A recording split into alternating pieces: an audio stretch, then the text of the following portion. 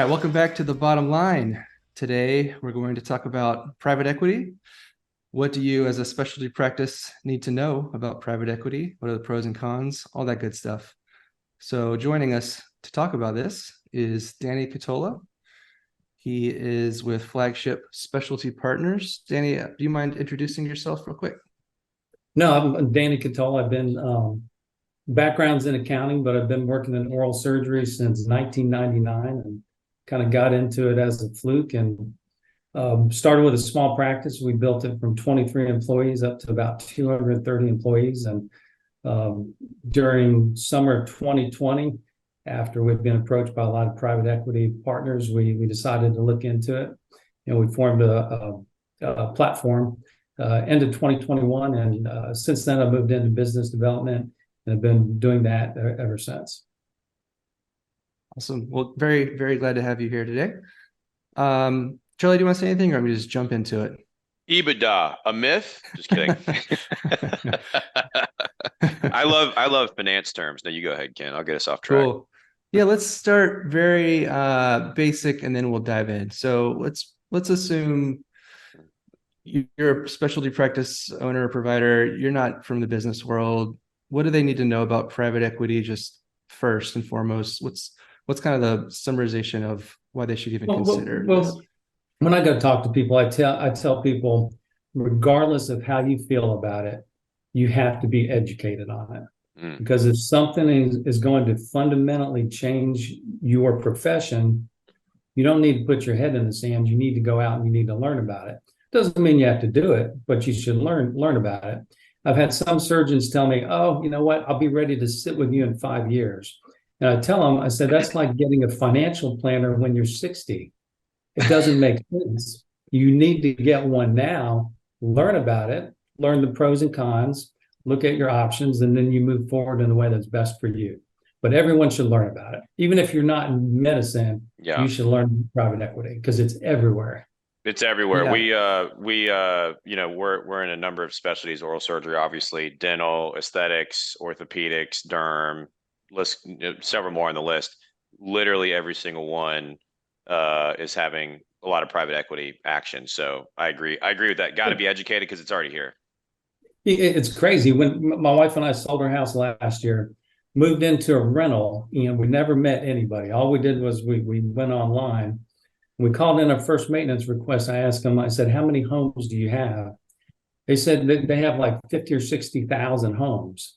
And what they're doing is they're buying homes.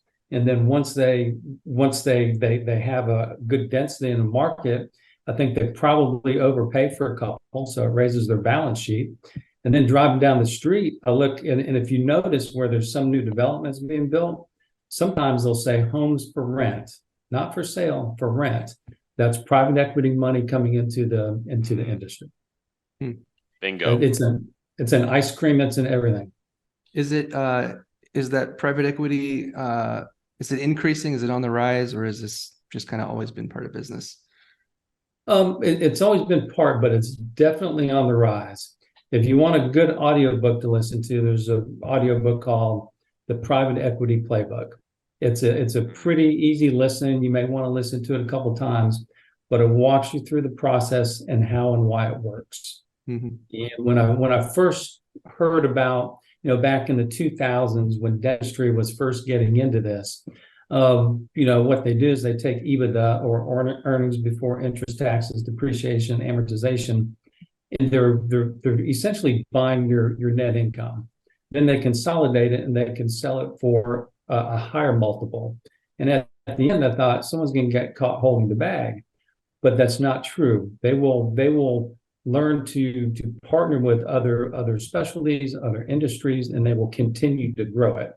So there's pros and cons in it, and that's why you should look into it and just weigh it and compare it to your situation. See if it's something that works for you. That's cool. Yes. I think I might listen to that book myself. It's easy. You can put it on two. If you're young, you got good ears, you can put it on 2 or 3 times speed, and you can roll with it. But I listen to music too loud, Danny, so I can still hear for now. So I'm gonna have to do it quickly. Okay. So if there's pros and cons to it, it sounds like we're sort of hinting at that it might not be for everybody. Is that accurate? Is this something that people need to be like, are they not competitive if they're not Well, talking to private equity? oh no, I think they're competitive. It's like getting married, you know. Is that right for everybody? Yeah, Mhm. you know, maybe not. Depends on their age, depends on where they're at, depends what they want out of life. And then if you do decide to get married, which is, you know, getting a private equity partner is no different than a marriage or another partnership. So a lot of people only look at the money, and I tell people there's two parts of that. One is the money side. If that's the most important part to you, then look at the money. And a lot of times it'll take financials and a lot of due diligence to get into it, but look at it. And then if you decide it's something you want to do, then you go look at the quality of life part of it. But if quality of life is the most important, I tell people, look, I don't even need your financials. Let's go down the quality of life road and see if it's something that you would like. You know, if you have less management, you're debt free, you can take vacation tomorrow and everything will be taken care of for you. So it really frees up and gives you less stress. But you know, a young surgeon or someone coming out of school at 35, they're ready to conquer the world. You know, it may not be right for them at that point. And then, like with any investment, it's essentially an investment.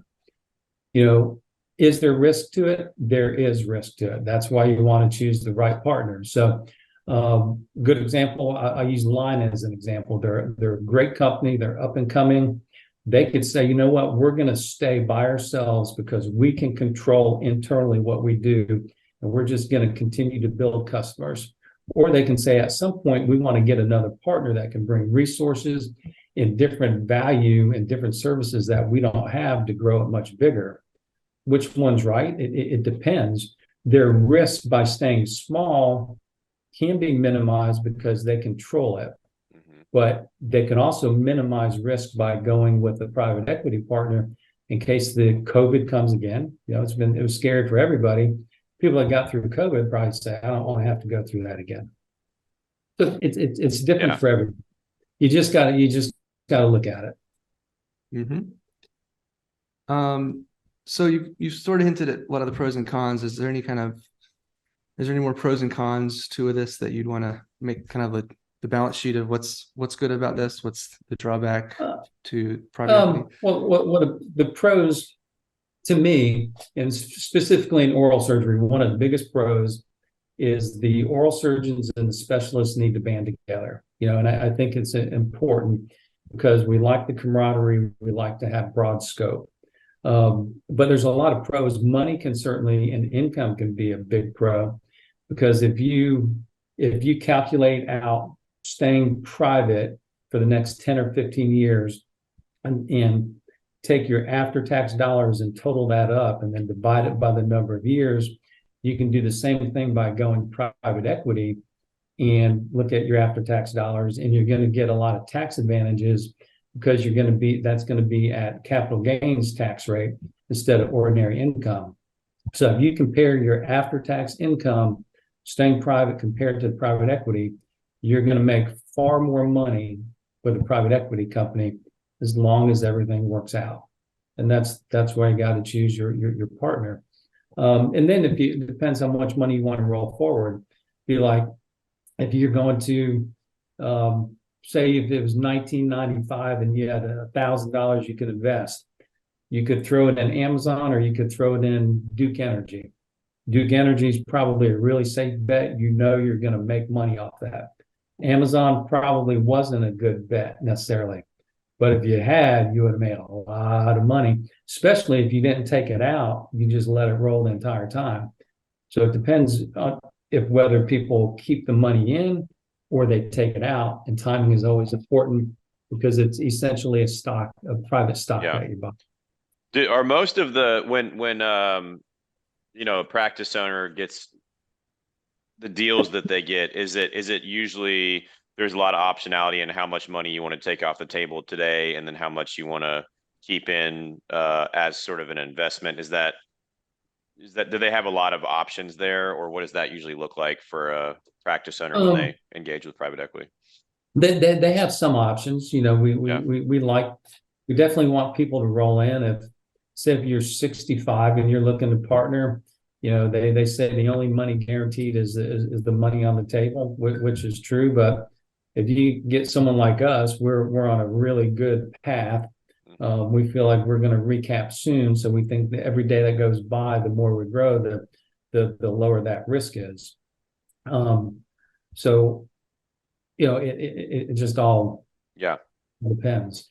When people are concerned about, I guess, do you think the biggest fear for practice owners is the risk of the investment, or is it usually more like lifestyle or more like losing control? What do you think people are most afraid of? You know, a lot of people just don't like change, but Yeah. I think most people are afraid of losing control. And that's one thing we absolutely don't do. We only want to come in and support practices. We don't get in the business of dictating care. We only want to make sure we can support it to bring about better care.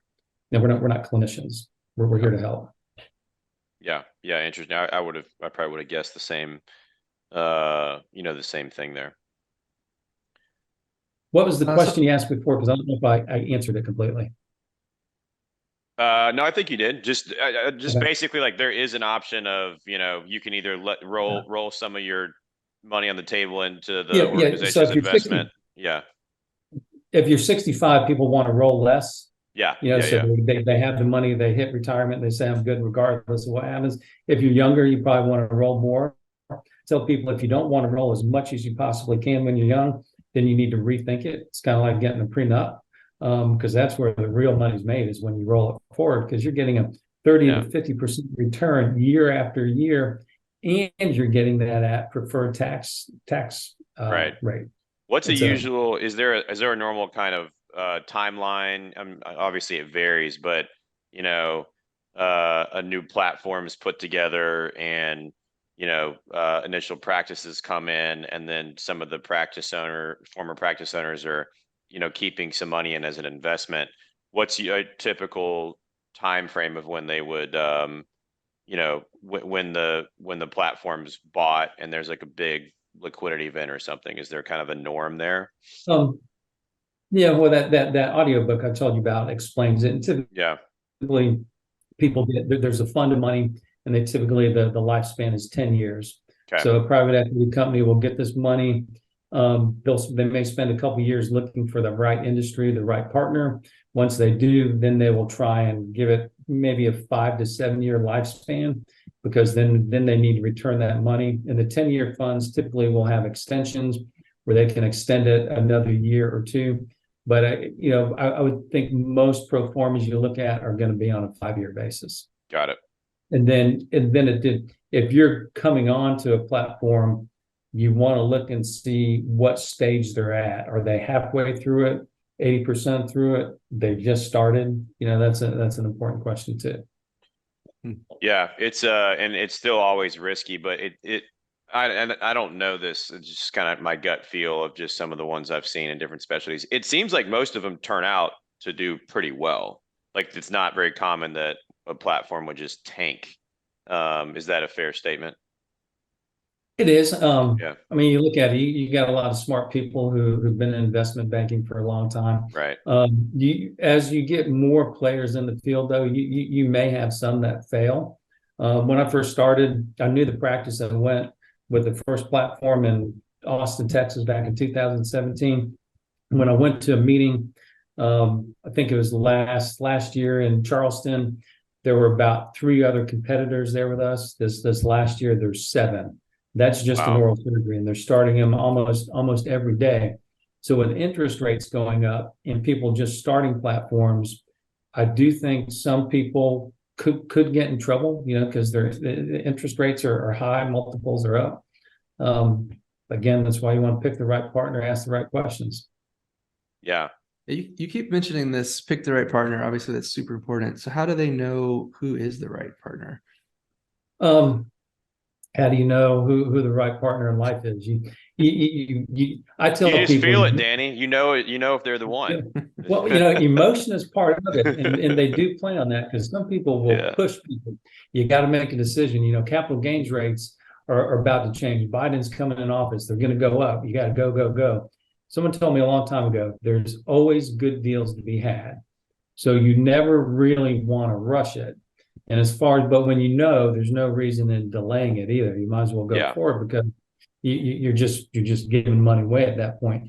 I think the right partners, it depends on who you are and what you want out of it. The people have different focuses. It goes back to, I think there's money focus and a quality of life focus, and in both of them should deliver some on both of those. But you want to say if you're a surgeon and your biggest fear is that you don't want to give up clinical quality, or say you want to do broad scope, that's where we think Flagship is a lot different. We don't think, we know we're a lot different. We do broad scope oral surgery, and some people that want to do broad scope oral surgery may get with another platform and they say, you know what, all we want to do is teeth and titanium. We don't want to do orthodontic. We don't want to do total joint replacements. So they force them to do something maybe they don't want to do, or they force them to use supplies maybe they don't want to use, which we don't do that. We let the doctors deliver the care as they see fit, and we support them in the supplies that they need to use. What about the like the EHR? Is it, do you think all the platforms as they bring on practices are always going to try to streamline that into one system? I mean, there's a lot of advantages to that. Is that realistic?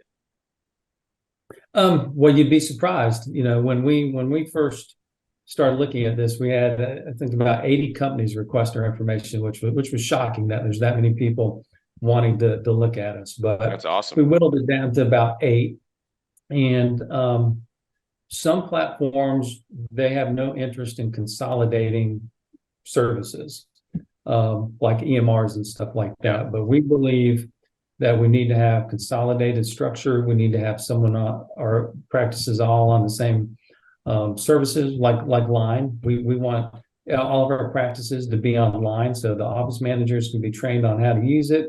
And it's a never-ending process because it's a tool, right? It's a really valuable tool if you use it.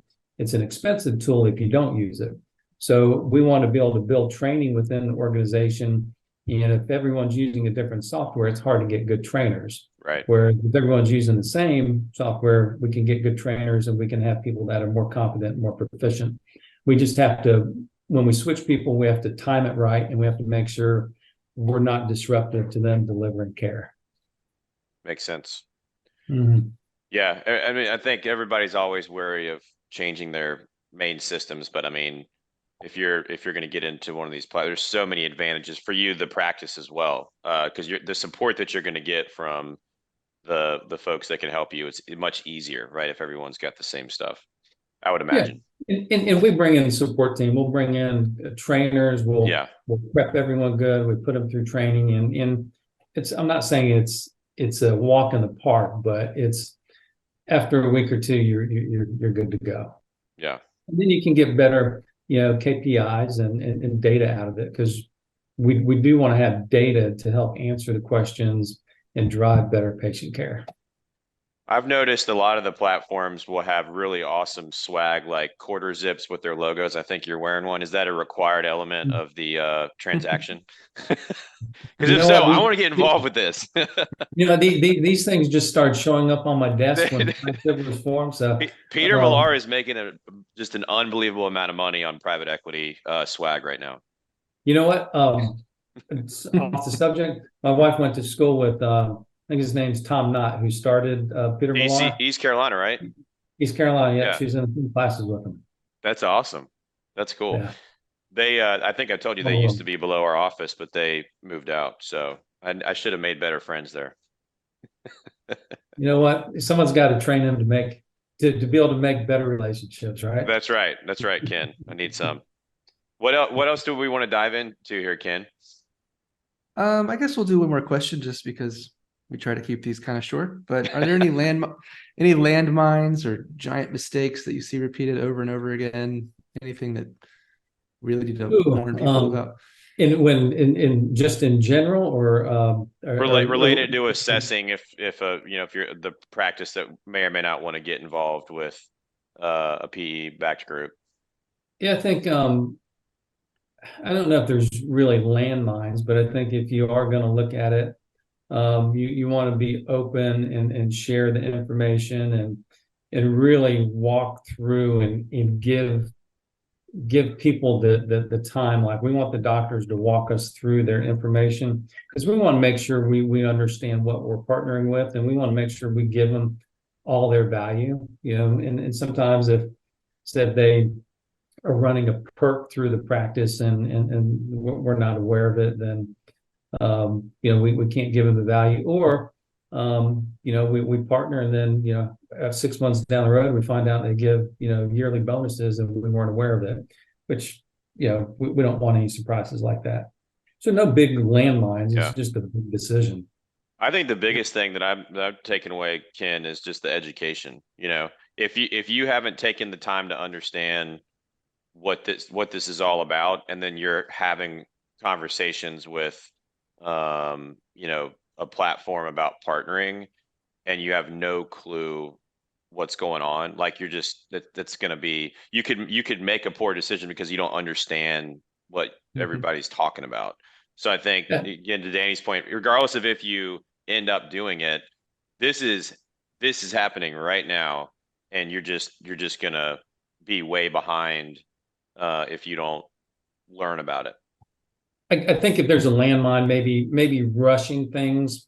Again, you don't want to drag on too long. And there's a couple of doctors I've been working with, and they drag it on for a year or more. They want to do it, but they just can't quite make the decision. On the other hand, you don't want to rush and not look into it as much as you may need to make sure they're going, the platform you choose is going to deliver on what you want and what you need and what you think you're getting. That's why I tell people, I approach, when I talk to people, just like a doctor's talking to a patient. They present treatment options, and that's how I try to approach it. Is I want to educate them. I want to educate them on everything that I can as far as what their options are going to be. And the experience I have since I started in '99, I've probably worked with over 100 residents running through the practice. I worked with over 20 fellows. So I want to talk to them about their options. And then at that point, I don't care what they decide. What's frustrating is when people make a decision without having the information. So if and I don't pressure people, I let them go at their pace. Everyone's a little bit different. If they want to fast track it, we'll fast track it. If they want to listen to it and they want to let it soak in, I'm happy to let it soak in. They want to bring their spouse. I love to have spouses join us, because then they can talk about it, because it's a joint decision.